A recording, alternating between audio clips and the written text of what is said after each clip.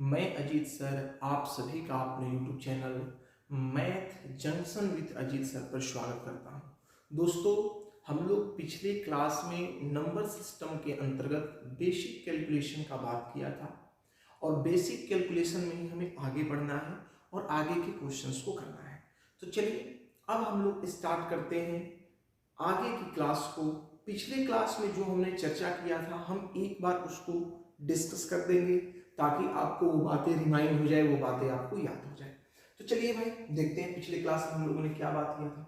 पिछले क्लास में हम लोग सबसे पहले ये सोचा था कि भैया नंबर सिस्टम किसे कहते हैं, नंबर सिस्टम किसे कहते हैं, नंबर सिस्टम किसे कहते हैं। तो हमने आपको बताया था कि मैथ्स की वह ब्रांच, मैथ्स की वह शाखा जिसके अंतर्गत हम संख्याओं को लिखना, उसका अध्ययन करना सीखते हैं, वो क्या कहलाता है भैया, नंबर सिस्टम कहलाता है। ठीक है।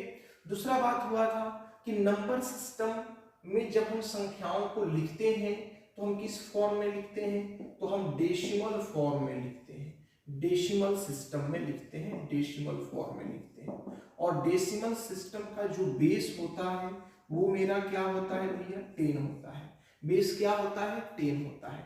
बेस 10 कहने का मतलब है कि 10 से छोटी 0 1 2 3 4 5 6 7 8 और 9 ये यूनिट्स लिखने में यूज किए जाएंगे और इन्हीं यूनिट्स को हम क्या बोलते हैं भैया, इसे हम डिजिट बोलते हैं, इसे हम अंक बोलते हैं।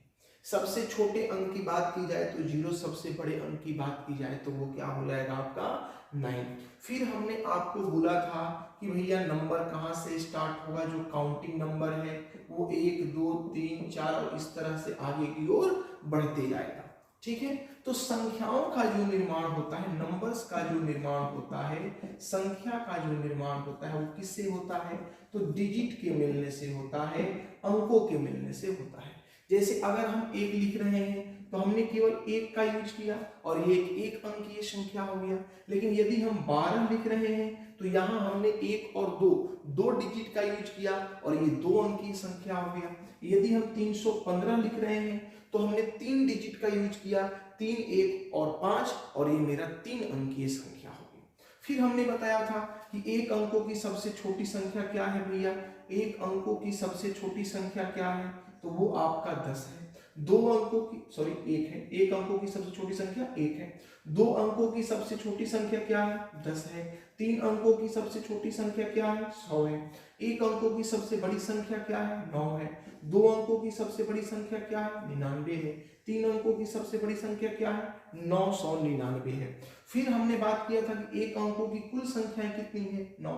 2 अंकों की कुल संख्याएं कितनी है, 90।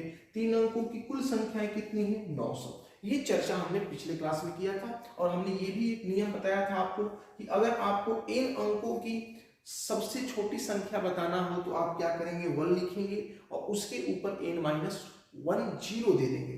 यदि आपको 2 अंकीय संख्या का लिखना है, मतलब सबसे बड़ी संख्या लिखना है, n अंकों की सबसे बड़ी संख्या लिखना है तो आप n बार क्या दे देंगे, 9 दे देंगे।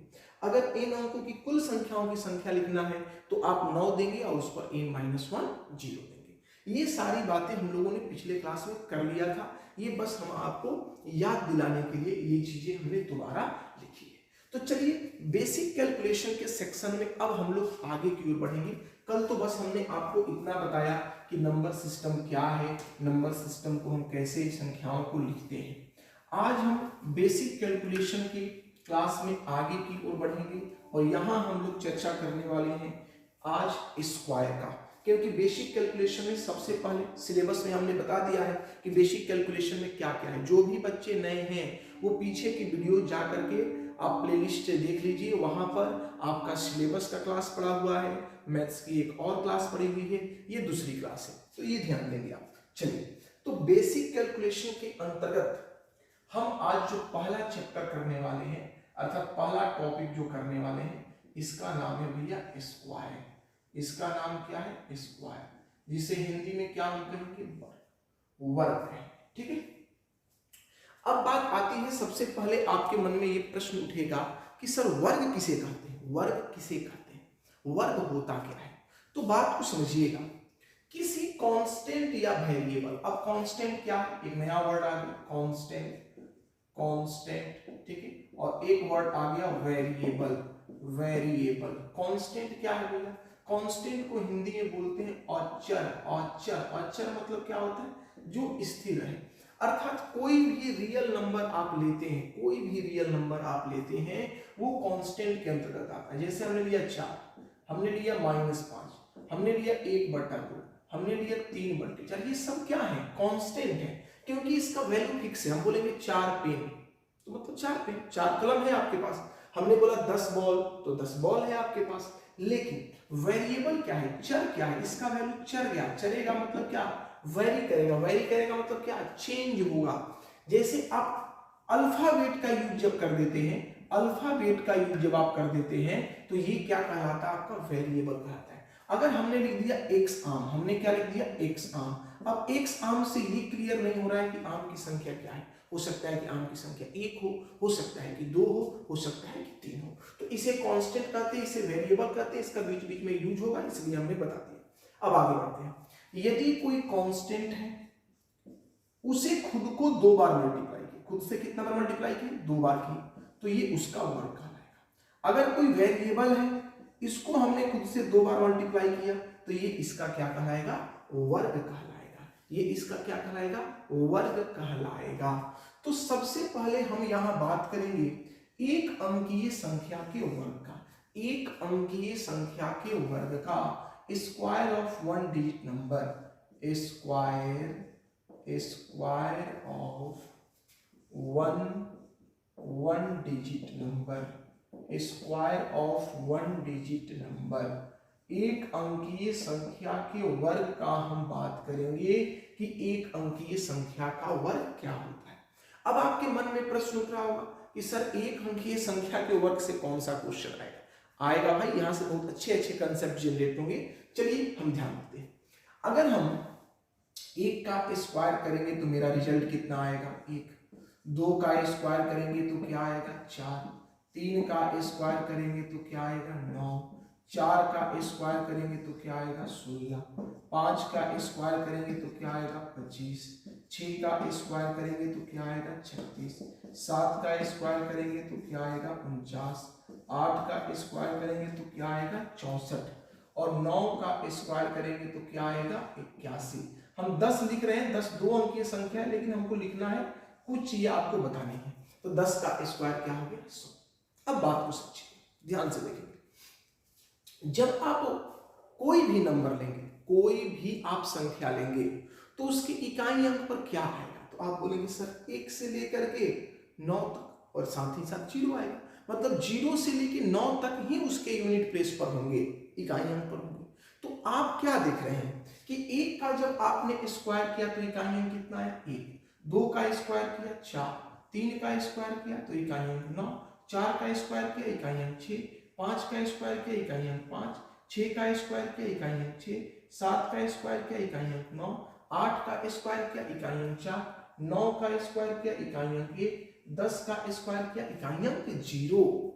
आप ये बताइए कि कहीं पर आपको इकाई अंक पर 2 दिख रहा है, क्या कहीं पर आपको 3 दिख रहा है, क्या कहीं पर आपको 7 दिख रहा है, और क्या कहीं पर आपको 8 दिख रहा है, क्या 8 दिख रहा है? तो आप कहेंगे सर बिल्कुल नहीं, ये कहीं पर हमको दिख नहीं रहा है।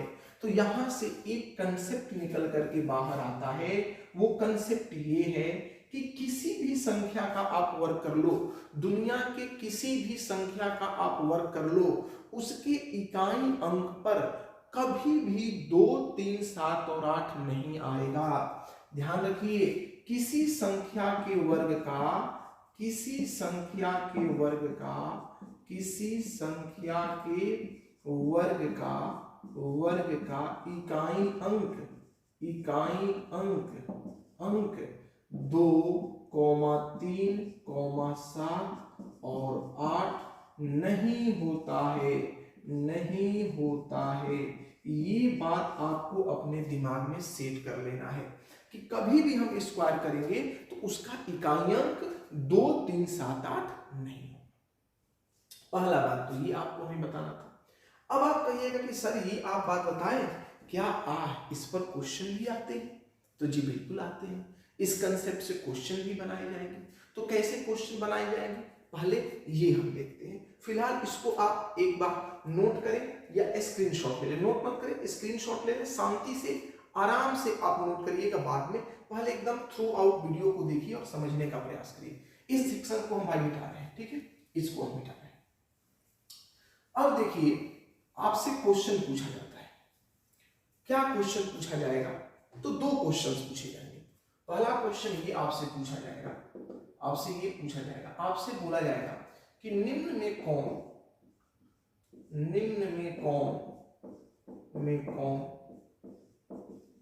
किसी संख्या का पूर्ण वर्ग नहीं हो सकता, पूर्ण वर्ग नहीं हो सकता या नहीं है। दोनों बात कर सकता है कि निम्न में से कौन किसी संख्या का पूर्ण वर्ग नहीं हो सकता है। अब आपके चार ऑप्शंस रहेंगे आपके सामने। चार ऑप्शंस इस तरह से दिए रहेंगे। यहां पर ऑप्शन है, यहां पर आपका ऑप्शन है, यहां पर आपका ऑप्शन है, और यहां पर आपका ऑप्शन है, ठीक है। अब ये क्वेश्चन आपके पेपर में आ गया, तो बच्चे जो इस कंसेप्ट को नहीं जानते हैं वो भैया क्या करेंगे? तो वो ये करेंगे कि इसका वर्गमूल निकाल लेंगे और उसमें अपना समय बहुत ज्यादा बर्बाद कर देंगे। लेकिन भाई मेरे, ये आपको नहीं करना है, ये आपको करना ही नहीं है। आपको सीधे क्या करना है, आपको सीधे क्या करना है, इसका इकाई अंक चेक करना है। देखिए 1 है, पॉसिबिलिटी है कि हो जाएगा, 4 है, पॉसिबिलिटी है कि हो जाएगा, 5 है, पॉसिबिलिटी है कि हो जाएगा। लेकिन क्या किसी भी संख्या के वर्ग का इकाई अंक 3 होता है? तो आप कहेंगे सर कभी भी नहीं होता है। तो कभी भी नहीं होता है, तो इसलिए ये इसका क्या हो जाएगा, आंसर हो जाएगा। ये इसका क्या हो जाएगा, आंसर हो जाएगा।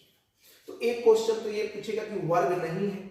दूसरा में पूछ सकता है, दूसरा क्वेश्चन में ये पूछ सकता है विकल्प देकर के कि पूर्ण वर्ग है, पूर्ण वर्ग है, पूर्ण वर्ग है कौन सा? ऑप्शन में दे देगा चार ऑप्शन और आपसे पूछे कि बताओ इसमें कौन पूर्ण वर्ग है। जैसे ऑप्शन नंबर ए में दे दिया,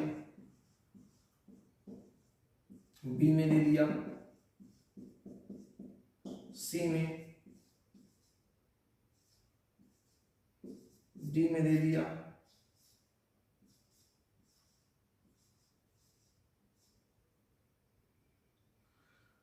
ये आपका दे दिया, ठीक है। इसमें से कौन पूर्ण वर्ग है?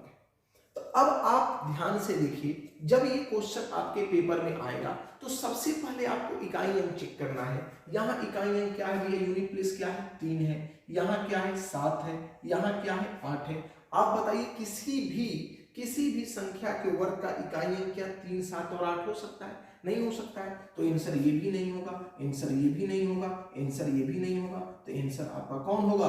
ऑप्शन नंबर डी आपका क्या हो जाएगा, आंसर हो जाएगा। तो इस कंसेप्ट से ये आपका ये कंसेप्ट रहा और इधर इस पर बेस्ड क्वेश्चंस थे।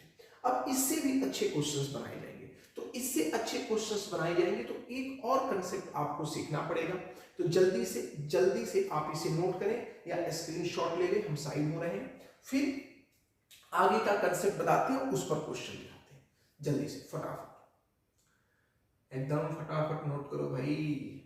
चलिए एकदम एक एक पॉइंट को हम लोग लेकर के चलेंगे आराम से, धीरे धीरे, बहुत ज्यादा परेशान भी नहीं होना है और अच्छे से हम लोग की क्लासेस खत्म हो जाएगी। 6 मंथ लगेंगे, 6 मंथ में सारे point each and every types हम लोग खत्म कर देंगे, कुछ भी नहीं बचेगा, कुछ भी नहीं बचेगा। चलिए आगे बढ़े। अब देखिए एक चीज थोड़ा सा हम समझाना चाहते हैं आपको, समझने का प्रयास करिएगा। देखिए एक अंक की सबसे छोटी संख्या 1, तो 1 का स्क्वायर करते हैं तो क्या आता है 1। एक अंक की सबसे बड़ी संख्या 9, 9 का स्क्वायर करते हैं तो क्या आता है 81। 2 अंक की सबसे छोटी संख्या 10, 10 का स्क्वायर करते हैं तो क्या आता है 100। 2 अंक की सबसे बड़ी संख्या क्या है 99, 99 का स्क्वायर करते हैं तो क्या आता है 9801। 3 अंक की सबसे छोटी संख्या क्या है आपका तो 100 है, 100 का स्क्वायर करेंगे तो आपका क्या आ जाएगा, तो ये आपका 10,000 आ जाएगा। वैसे ही 3 अंकों की सबसे बड़ी संख्या ये है 999, इसका स्क्वायर करेंगे तो क्या आएगा 99। वो पिछले ऑप्शंस में भाई क्या हम लिखे थे, पिछले ऑप्शन में क्या हम लिखे थे, पिछले ऑप्शन में हमने गलती किया है क्या, पिछला ऑप्शन थोड़ा सा आप चेक करिएगा जिसमें हमने पूर्ण वर्ग बोला था, पूर्ण वर्ग है, ठीक है। इसका जो ऑप्शन है ए नंबर हमने कुछ दिया था, बी दिया था, सी दिया था, यहाँ शायद 3 था, यहाँ 7 था, यहाँ 8 था, तो ये तो ऐसे ही आपने काट दिया था। यहाँ जो हमने लिखा था वो क्या लिखा था वो चेक करिए, वो होना ही चाहिए, इसका स्क्वायर हमने लिखा था, तो इसका 999 का जो स्क्वायर होता है ना, 999 का जो स्क्वायर होता है वो होता है 998001, ये होता है। ये लगता है कि हमने गलत लिखा है, ये लगता है कि हमने गलत लिखा है, उसको सुधार लीजिएगा भाई, गलती से वो लिखा गया 99, क्योंकि अगर वो नंबर भी किसी का पूर्ण वर्ग नहीं होगा तो पूर्ण वर्ग तो सारे ऑप्शंस पूर्ण वर्ग नहीं होंगे, तो ये चीज है, ये एग्जैक्ट नंबर हम लिखना चाहते थे लेकिन गलती से वो लिखा गया होगा, ठीक है, तो देख लीजिएगा, उसको सुधार दीजिएगा। चलिए अब यहां देखिए, तो इसका हम स्क्वायर करेंगे तो ये क्या होगा 9998001। अब इसके समझाने के पहले उद्देश्य क्या है भैया, ये थोड़ा सा समझिएगा, इसका उद्देश्य क्या है। देखिए आप एक बात ध्यान देंगे, अगर कोई एक अंकीय संख्या है, तो जब हम उसका वर्ग करते हैं तो जो रिजल्ट है वो या तो 1 अंक का है या फिर 2 अंक का है। अगर कोई 2 अंकीय संख्या है तो उसका वर्ग करते हैं तो या तो रिजल्ट 4 अंक का है या फिर रिजल्ट 3 अंक का है।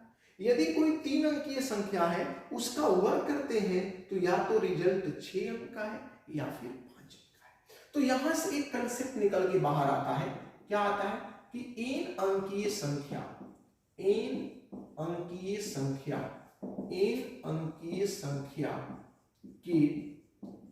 वर्ग में, n अंकीय संख्या के वर्ग में कुल 2n या 2n माइनस 1 अंक होते हैं, 1 अंक होते हैं। भैया इस बात को ध्यान रखिएगा कि n अंकीय संख्या के वर्ग में कुल 2n या 2n माइनस 1 अंक होते हैं। कहने का सेंस है कि अगर 4 अंक की कोई संख्या है, और हम इसका वर्ग करते हैं तो जो रिजल्ट मेरा आएगा ना वो या तो 4 का डबल 8 अंक का आएगा या फिर वो 8 में से 1 घटाइए 7 अंक का आएगा। हम ये समझाना चाहते हैं, अगर कोई 5 अंक की संख्या है, 5 अंकों की कोई संख्या है, हम उसका वर्ग करेंगे तो जो मेरा रिजल्ट आएगा वो 5 दूनी 10 अंक का आएगा या फिर 9 अंक का आएगा, या फिर क्या आएगा 9 अंक का आएगा, 10 में से 1 घटा दीजिए। अब इसी के रिवर्स का भी हम यहीं पर बात कर लेते हैं, इसी के रिवर्स का ध्यान दीजिए। अगर रिजल्ट n है, बात को समझना, अगर रिजल्ट क्या है n है, मतलब किसी संख्या के वर्ग में कुल m अंक है, तो मूल संख्या के अंकों की संख्या इक्वल टू 8। कहने का सेंस क्या है कि किसी भी संख्या का यदि हमने वर्ग पहले से कर दिया है और वर्ग में मेरी संख्याएं कितनी आ रही है, m आ रही है, तो मूल संख्या में कितने अंक है, तो भाई ध्यान रखना इसी बात को उल्टा हम लिख रहे हैं, मूल संख्या में जो अंक होगा वो कितना होगा, तो वो आपका होगा या तो m/2, ध्यान दो सीधा m/2, 2 का आधा 1, 4 का आधा 2, 6 का आधा 3, या अब ये कब अप्लाई होगा, जब इवेंट टर्म का मतलब क्या है, समपद हो, इवेंट टर्म हो। जब समपद हो तब ये बात आप करेंगे, लेकिन अगर यही टर्म ऑड हो जाए, ऑड टर्म हो जाए, ऑड टर्म हो जाए, अर्थात विषम पद हो जाए, रिजल्ट जो हो वो विषम पद हो। एम जो है यहाँ पर क्या है, एम सम पद है, एम यहाँ पर क्या है, सम पद है। और एम यदि यहाँ पर विषम पद हो जाए, ऑड हो जाए, तब क्या होगा, जैसे 5 हो जाए, 3 हो जाए, 1 हो जाए, तब क्या करेंगे, तो उस कंडीशन में हम क्या करेंगे कि m प्लस 1 अपॉन क्या कर देंगे 2, m प्लस 1 अपॉन 2। ध्यान में रखना भाई, ये उसी का सीधा बात है और वो इसी का उल्टा बात है, ये चीजें आप समझ लो। तो एक बार फिर हम बता देते हैं कि अगर कोई n अंकीय संख्या है उसका वर्ग करेंगे तो वर्ग में कितने अंक आएंगे, 2n अंक आएंगे। और यदि 2n अंक आएंगे या फिर 2n माइनस 1 अंक आएंगे। अगर किसी का वर्ग हमने करके रखा है और उसमें टोटल m अंक है, तो मूल संख्या में अंकों की जो संख्या होगी, अगर m सम पद है, इवन पद है, तो m/2 होगा। यदि m विषम पद है तो m प्लस 1 क्या होगा, 2 होगा। तो ये एक कंसेप्ट था, ये एक कंसेप्ट था। अब इस पर कुछ क्वेश्चंस आते हैं पेपर में, उसको हम कराते हैं और फिर हम लोग 2 अंकीय संख्या का वर्ग करना सीखेंगे और फिर उस पर बातें करेंगे। जल्दी से इसका स्क्रीनशॉट ले लीजिए। हाँ, ये वाला गलती देख लीजिएगा, वो गलती से लिखा गया था, मैं देख लेंगे। चलिए आगे बढ़ते हैं।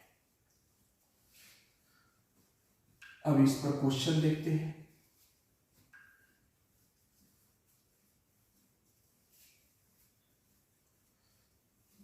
चलते हैं आगे की ओर।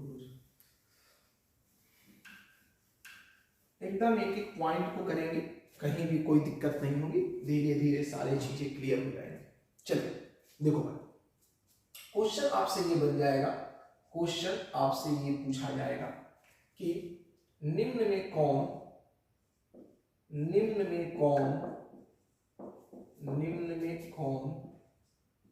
3 अंकीय संख्या का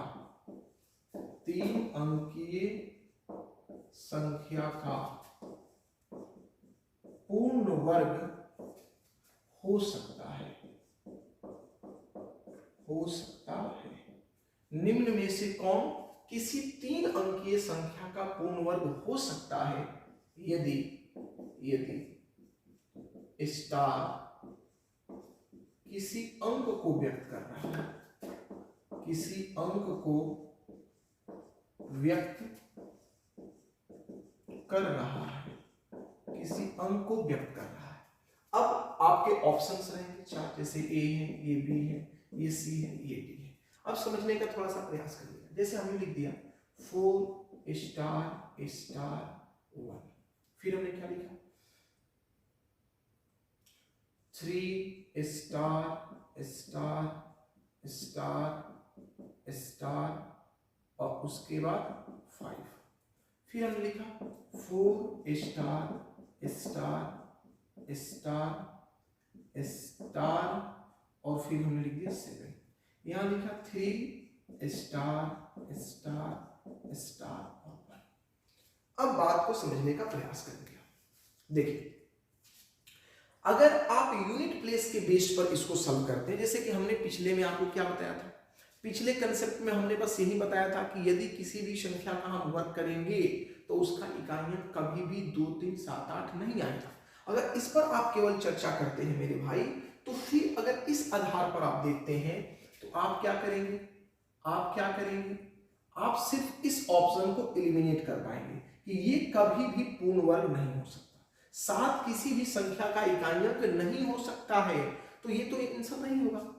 अब इसमें आप क्लियर नहीं कर पाएंगे कि कौन होगा, अगर आपको अगला वाला कंसेप्ट पता नहीं होगा तो भैया देखिए, हमने अभी आपको बताया कि अगर कोई 3 अंक की संख्या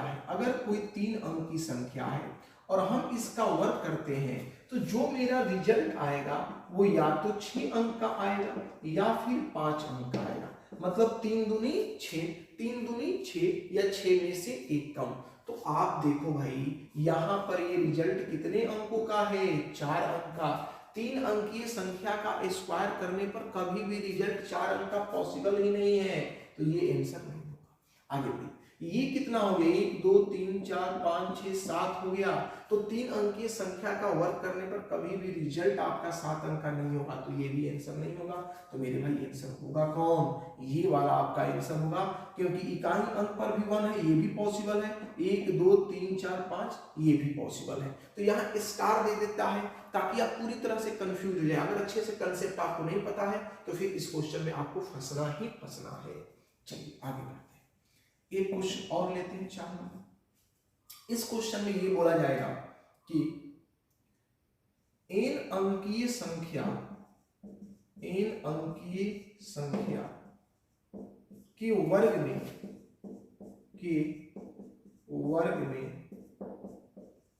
कुल 41 अंक हैं, तो n का मान बताएं, ये आपसे पूछ रहा है, n का मान बताएं। ध्यान दीजिएगा, कह रहा है n अंकीय संख्या है, n की जगह पर 2 अंकीय संख्या, 3 अंकीय संख्या, 5 अंकीय कोई संख्या है, n अंकीय संख्या है कि वर्ग में कुल 41 अंक है। जो वर्ग करते हैं, हम मान लीजिए कि ये n अंकीय संख्या है, n अंकीय संख्या का जब हम वर्ग करते हैं तो जो मेरा रिजल्ट मिल रहा है वो कितने अंक का मिल रहा है, तो 41 अंक का मिल रहा है। तो आपसे पूछा जा रहा है कि बताओ जो n अंकीय संख्या है उसमें n का वैल्यू क्या है। तो अभी हमने बताया था कि भैया ये जो टर्म है ये 41 क्या है, ऑड है, ये ऑड टर्म है। और जब ऑड टर्म रहे तो मूल संख्या का मान क्या होता है, ऑड टर्म प्लस 1/2, तो 41 प्लस 1/2, 41 प्लस 1/2, तो ये हो गया 42, 42 का आधा अर्थात कितना, 21। तो मेरे भैया ध्यान देना, इस n का वैल्यू क्या होगा, 21, या जो मूल संख्या होगा वो कितने अंकों का होगा, 21 अंकों का होगा। फिर आपसे ये क्वेश्चन भी पूछ लिया जाएगा, ये क्वेश्चन पूछ लिया जाएगा कि n अंकीय संख्या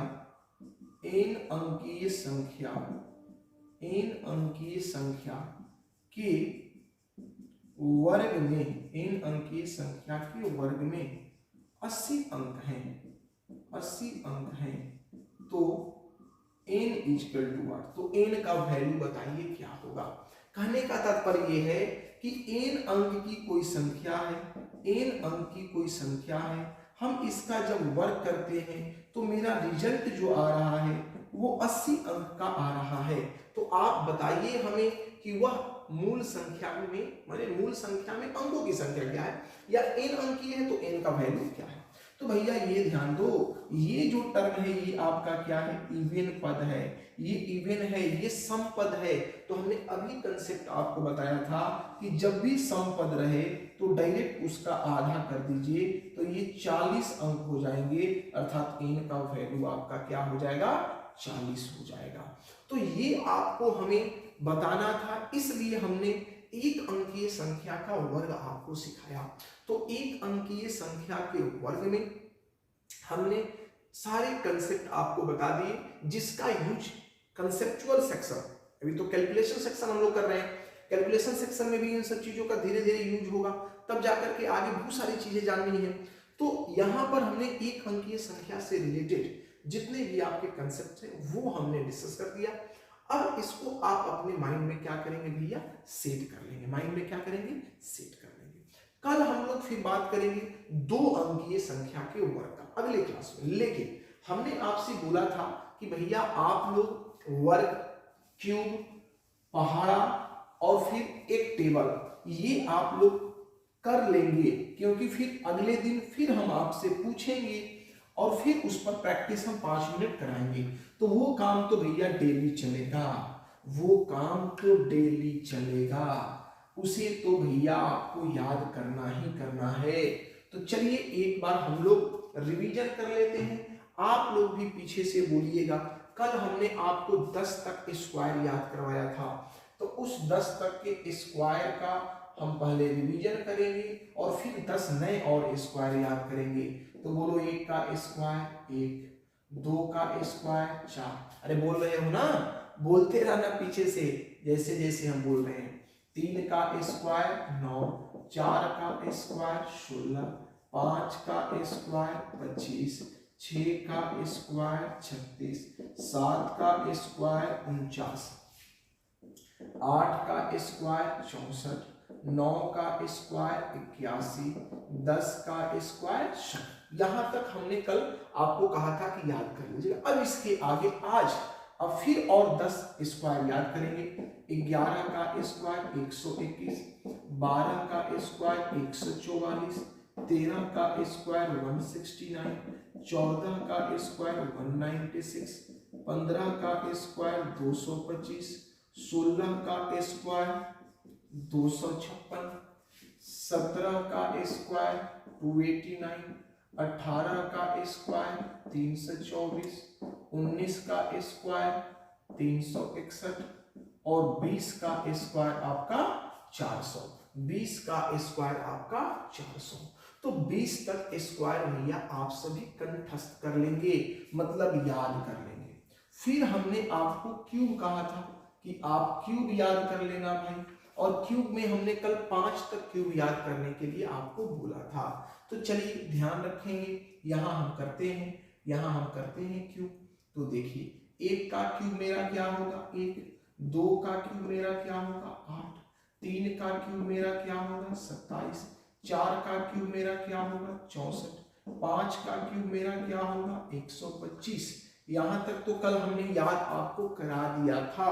आगे बढ़ेंगे, 6 का क्यूब क्या होता है 216, 7 का क्यूब क्या होता है 343, 8 का क्यूब क्या होता है 512, 9 का क्यूब क्या होता है 729 और 10 का क्यूब क्या होता है 1000।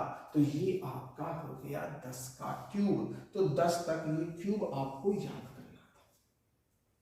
फिर हमने आपको बोला था कि भैया घर पर आप एक टेबल बना लीजिएगा, टेबल एक बनाइएगा, इस तरह से बॉक्स बनाइएगा और इस बॉक्स में आप छोटे छोटे बॉक्सेस बना करके नंबर्स को भर देंगे और तेजी से इसे क्या करेंगे जोड़ेंगे। तो ये भाई आप लोग कर रहे हैं कि नहीं कर रहे हैं, ये तो आप ही बताएंगे, क्योंकि जब क्लासेस ऑफलाइन क्लासेस रहती है तो हम लोग तो चेक भी कर लेते हैं। इसमें कैसे चेक करेंगे, ये तो आप सेल्फ मोटिवेटेड होकर के आपको करना होगा, क्योंकि हम तो भाई आप जो बोलेंगे वो हम देख लेंगे कि आप लोगों ने किया कि नहीं किया, सुन लेंगे कानों से, लेकिन देख कैसे पाएंगे। तो इसलिए भाई अपने को अपने से धोखा मत देना, धोखा मत दीजिएगा, प्रैक्टिस करिएगा तभी स्पीड बढ़ेगा। हमने बोला था इसमें कुछ भी भर दो, चलो हम भरते हैं जल्दी से फटाफट। आप लोग भी ऐसा एक बॉक्स बना लीजिए और फटाफट इसमें फिल कर दीजिए कोई नंबर, कोई भी नंबर भरिए, तब जाकर के हम लोग काम करेंगे। आप लोगों को बस केवल इन चीजों पर आदत डालना है हमें। जब आपकी आदतें पड़ जाएंगी तो आप खुद इनको करने लगेंगे, लेकिन जब तक आदत आपकी पड़ नहीं रही है तब तक आपके साथ हमें ये चीजें करते रहना होगा, करते रहना होगा, तब जा करके आपका स्पीड बढ़ेगा। चले अब देखिए हमने क्या बोला था कि जितना पॉसिबल हो सके उतना तेजी से आप इसे क्या करेंगे जोड़ेंगे, तेजी से ऐड करना है भैया। चलो 4 8 12 12 9 21 21 4 25 6 31 7 38 8 46 46 9 55 55 और 4 50। ठीक है, तेजी से जुड़ेगा। गलत हो गया तो टेंशन नहीं लेना है, गलत होने का टेंशन नहीं लेना है। अगर गलत होगा तो ऊपर पता चल जाएगा, आप जब लिखेंगे तो वैल्यू चेंज हो जाएगा। देखिए 9 4 13 13 8 21 21 7 28 28 6 34 34 4 38 38 9 47 47 8 55 55 और 4 59। तो नीचे से जोड़कर ऊपर, ऊपर से जोड़कर नीचे। फिर देखिए 4 8 12 12 7 19 19 6 25 25 5 30 30 4 34 34 1 35 37 35 2 37 37 और 3 40। आगे बढ़िए 3 2 5 5 1 6 6 4 10 10 5 15 15 6 21 21 7 28 28 8 36 36 और 4 40। इसी तरह से सारे बॉक्सेस आपको भरने हैं फास्ट जोड़ करके। फिर इधर से जोड़िए 4 4 8 3 11 11 3 14 4 18 3 21 1 22 1 23 23 और 4 आपका हो गया 27। इधर से जोड़िए 4 1 5 5 1 6 6 3 9 9 4 13 13 3 16 16 3 19 19 4 23 23 4 27। फिर इसको जोड़िए 8 8 16 16 2 18 18 4 22 22 5 27 27 4 31 4 35 3 38 38 और 5 आपका हो गया 43।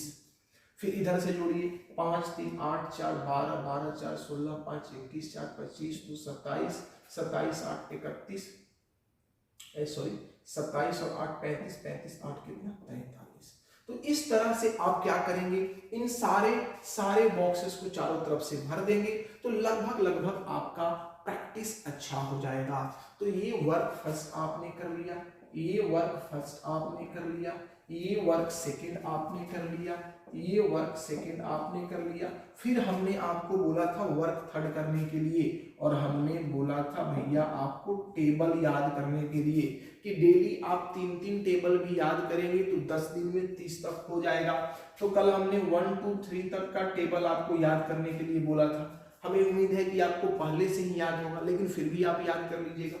आज आप टेबल याद करेंगे कहां से कहां तक, 3 से 6 तक, और वो टेबल गिन करके नहीं, 3 एकम 3 3 दूनी 6 ऐसे नहीं, डायरेक्ट 3 नवा 27, 3 पांचे 15, 3 छक्का 18, 3 दहा 30, 2 पांचे 10, 2 छक्का 12, ऐसे याद करना है।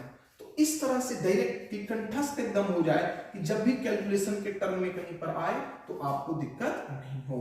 तो भैया ये प्रैक्टिस भी हमने करा दिया और एक अंकीय संख्या के ऊपर का सारा कंसेप्ट भी आपको समझा दिया। तो चलिए आज हम लोग इतना ही करते हैं, और अगले क्लास में हम लोग 2 अंकीय संख्या का स्क्वायर सीखेंगे, और किसी भी 2 अंकीय संख्या का या 3 अंकीय संख्या का उससे आगे की संख्याओं का स्क्वायर हम सेकेंडों में ज्ञात करना सीखेंगे। कि कोई भी नंबर आप देंगे हम उसका स्क्वायर 2-4 सेकंड में निकाल करके आपको दिखा देंगे और आप भी निकालना सीख जाएंगे। तो चलिए अगले क्लास में हम लोग मिलते हैं और 2 अंकीय संख्या का स्क्वायर या उससे ज्यादा के अंकों की संख्या का स्क्वायर सीखते हैं।